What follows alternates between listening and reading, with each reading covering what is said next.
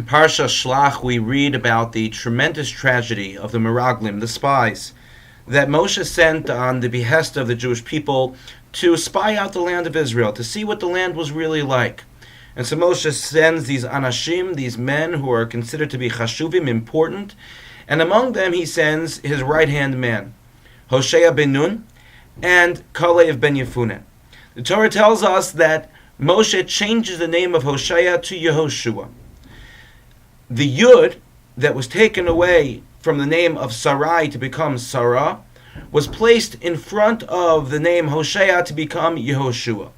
And Rashi explains that the reason why Moshe did this was so that the Yud, which represents God's name, Ka, Yud He, that letter would strengthen and protect Yehoshua from the advice of the Meraglim, the advice of the spies. So there are two questions here. The first is, why didn't Moshe change Kalev's name?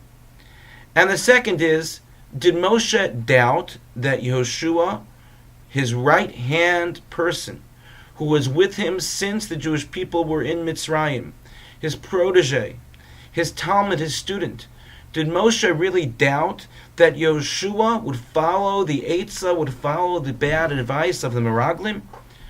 So the Midrash Torah answers as follows. The first is that Moshe understood Yehoshua and Kalev were two very different people.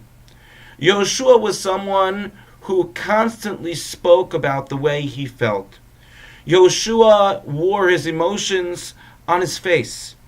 And Moshe knew that when he would hear what the Meraglim would say, Yehoshua would counter and argue with them on the spot at that moment, and as a result, Moshe was concerned that the Meraglim, the other spies, would actually hurt Yehoshua physically.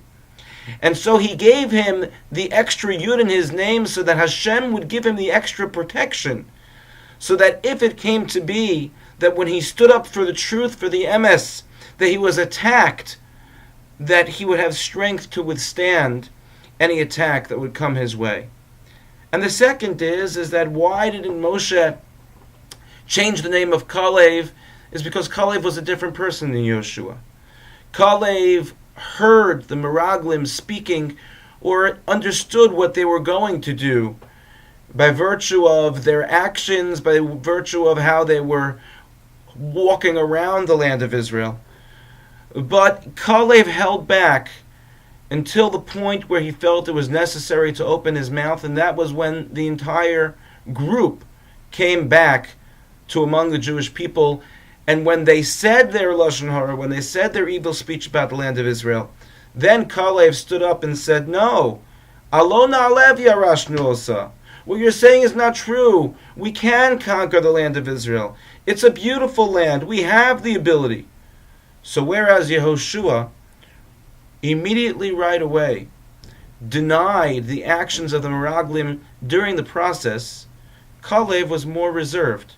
Kalev knew when to speak up, albeit in a different way than Yehoshua. And this really reflects the two different types of personalities that we encounter when it comes to conflict and when we try to teach others how they are to act in the face of seeing someone doing something wrong. There are those who take the approach of immediately at that moment just opening up their mouths and saying, "This is wrong. You have to stop what you're doing." And there are others who see what happens, perhaps give people the benefit of the doubt that they won't follow through on their evil intentions. But when they do follow through, that person stops and says, "You can't do what you're about to do. It's something which is wrong." Both of these personalities, Yehoshua and Kalev, stood up for what was right. But Yehoshua needed that extra strength from the Yud that Moshe gave him in his name, the extra support from Hashem, because his personality was such that he was more challenged by the Meraglim, by the other spies, than was Kalev.